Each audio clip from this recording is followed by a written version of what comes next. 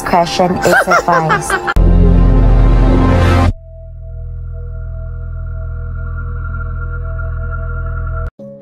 Disclaimer: the story is based on available public information and is intended for educational and awareness purposes only. Viewer discretion is advised. The content shared reflects interpretations of events and is not meant to sensationalize but to inform. Please engage with discussion respectfully and thoughtfully. Hoy, may kwento ko. Alam mo ba, may sobrang wild na kwento kong nalaman. Itong last December 2024 lang. Legit. Parang straight out of a Netflix crime docu. Imagine this. Nauwi sa trahedya ang pagbabakasyon lang ng isang Pinay sa bansang Slovenia. Pinatay siya sa saksak at ang tinuturong sospek, asawa niyang Slovenian. Isang Pinay, bagong kasal, pumunta ng Slovenia para sa love of her life. Lakas maka-dream life, no? Pero girl, ito ang plot twist. Ilang araw pa lang siya doon, 7 days lang besh, biglang nauwi sa trahedya. Paano nga ba nagsimula yun? Ito na.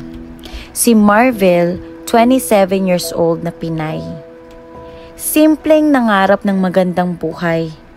Nakatagpo siya ng love online kay Mitya. And because my husband knows how much I so much love mangoes a lot. That's why he kept, like, every time he went outside and went into the gym, and afterwards he always find or look for mango for me, because I don't know why I really love mango, the smell of the mango. I think I'm gonna miss this mango after I'm gonna stay like in Europe for like quite a while from now. So thank you, my beautiful husband and so thoughtful husband. Thank you for loving me. Thank you for always listening, always there for me. I love you so much. Thank you, Lord, for this person. I love you, Mitya. Isang motivational speaker na may mga post tungkol sa mental health at self-improvement. O diba may pag-ganun pa. Si Mitya, isang Slovenian, parang ang perfect match pa nga. Madaming mga plans for the future. So, July 2024, nagpakasal sila at nagkasama sa Slovenia. Fast forward, December 2022. First time dumating ni Marvel sa Slovenia. 7 days lang siya doon. Tapos December 29, pinatay siya ng asawa niya. I mean, parang di mo alam kung anong mangyayari, 'di ba? Ang saya ng lahat. Tapos yun na, ended up in a tragedy. Paano? At bakit? Kasi yung jowa niyang foreigner na akala niya forever, siya pa pala magiging dahilan ng, well, the end ng fairy tale niya. Wild, di ba? So stay tuned kasi di nyo gugustuhin ma-miss tong kwento na to. May mix ng love, red flags, at isang malaking what the heck. So let's all uncover the truth, and you're watching the Danny Stories.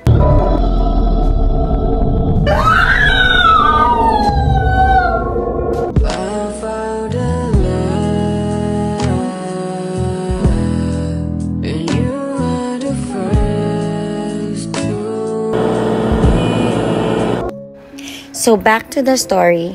Si Marvel Factoran, isang 27 years old, simpleng babae from the Philippines na may malaking dreams.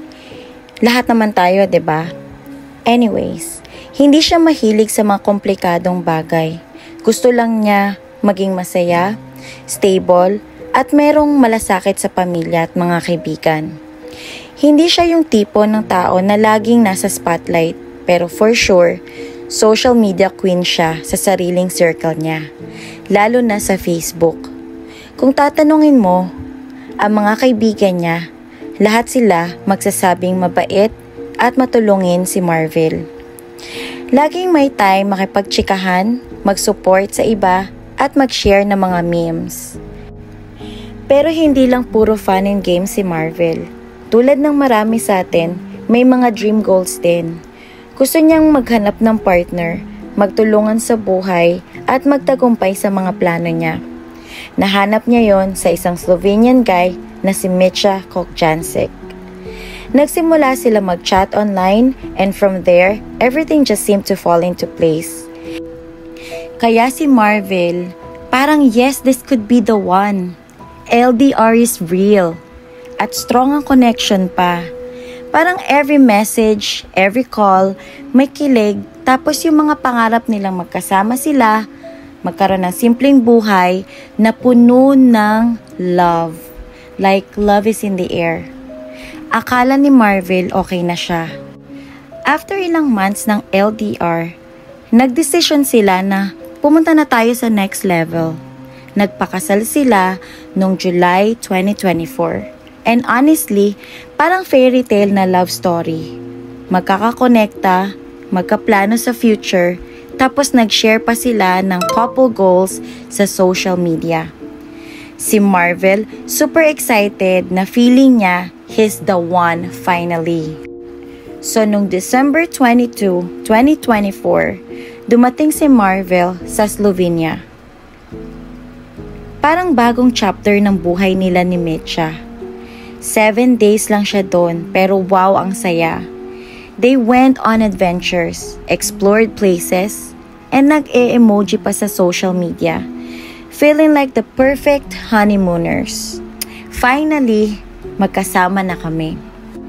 So like, after ilang araw ng hashtag couple goals na vibes, noong December 29, 2024, ito na yung plot twist. Biglang boosh! Lahat nagbago.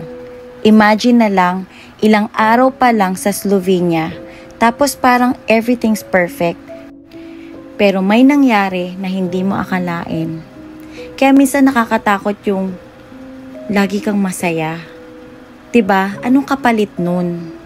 So anyway, si Mitja na sobrang motivational speaker at super positive vibes na parang perfect boyfriend na lahat ng babae ginusto siya. Siya yung jowa na akala mo, this is it.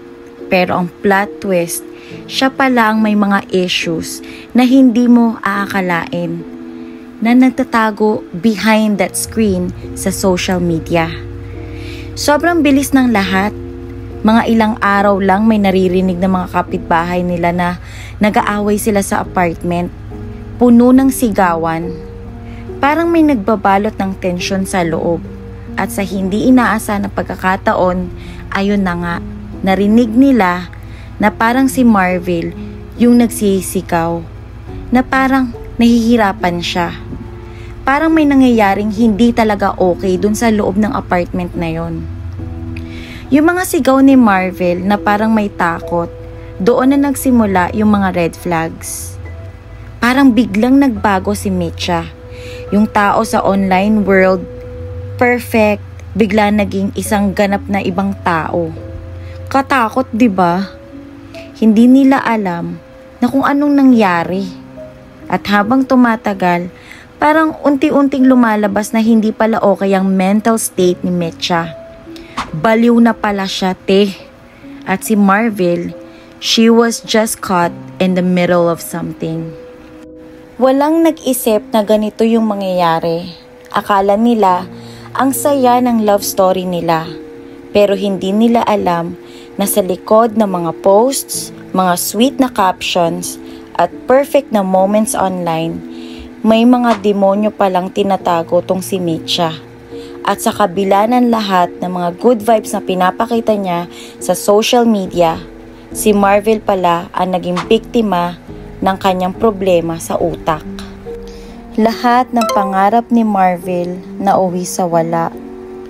Wala na siyang chance na magsabi ng lahat ng gusto niyang sabihin.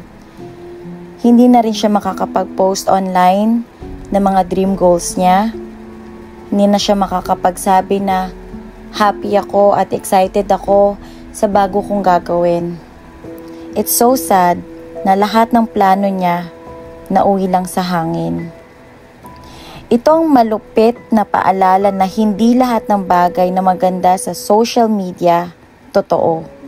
At masakit man, minsan, hindi mo talaga alam kung anong nangyayari sa loob ng isang relasyon. In just one moment, the life she dreamed of was gone. Wala nang second chances. It wasn't her physical presence that was taken, but the future she was building with Mitcha. And all that was left was heartbreak, the same heartbreak that now serves as a wake-up call for everyone. Never ignore the signs, never ignore the gut feeling, and never settle for a perfect love story. Because what happened to Marvel isn't just a story of love, it's a story of how everything can change in the blink of an eye. Thank you so much for watching and for sharing this story with me. Let's keep the conversation going, so tune in and let's uncover the truth.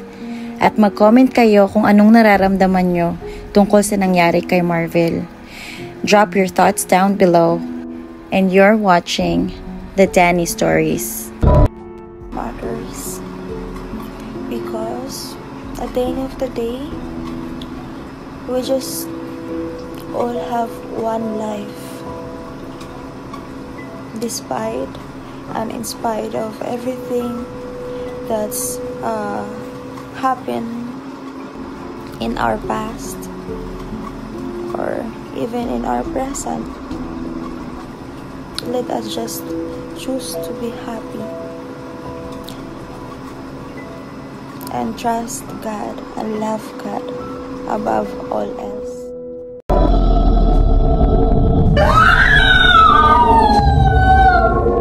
Thank you for joining me on Danny Stories. This video is all about raising awareness and educating you on true crime and horror stories. If you find it interesting, be sure to like, share, and subscribe so you won't miss out on future videos. Stay curious, stay safe, and I'll see you next time. And you're watching the Danny Stories.